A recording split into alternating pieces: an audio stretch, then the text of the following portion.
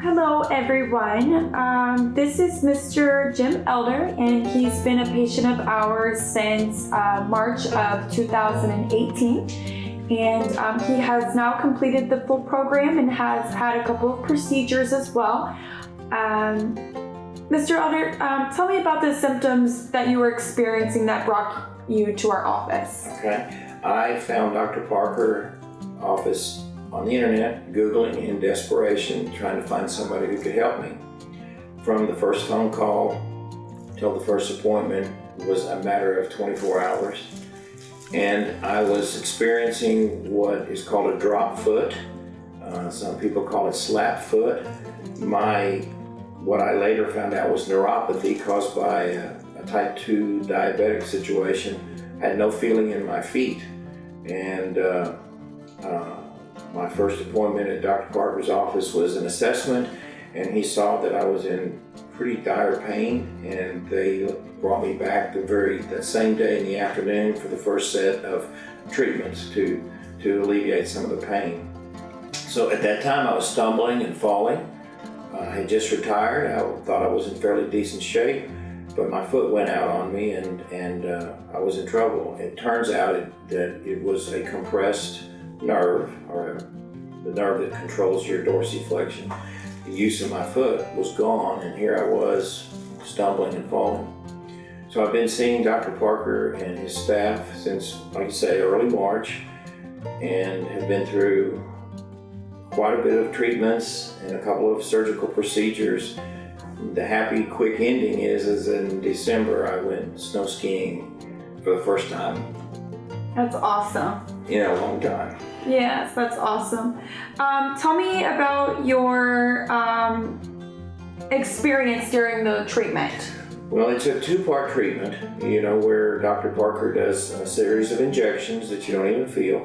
And then the neuropathy department Shauna does a series of I would call it electrical shocking or stimulation to get the nerves firing again.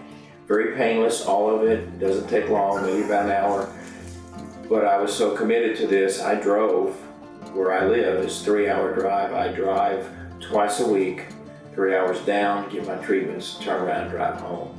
And I did that twice a week, not counting the surgery weeks. It's till November.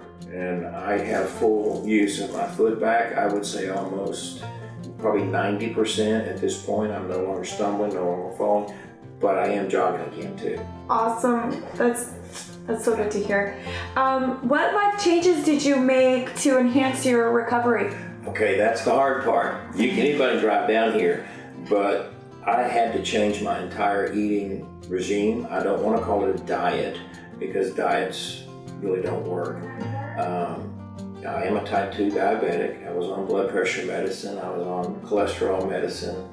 And I basically followed the dietary regime that Shauna and Dr. Parker put me on. It is the keto diet, and I did that religiously, faithfully for 4 months, and I lost 30 pounds.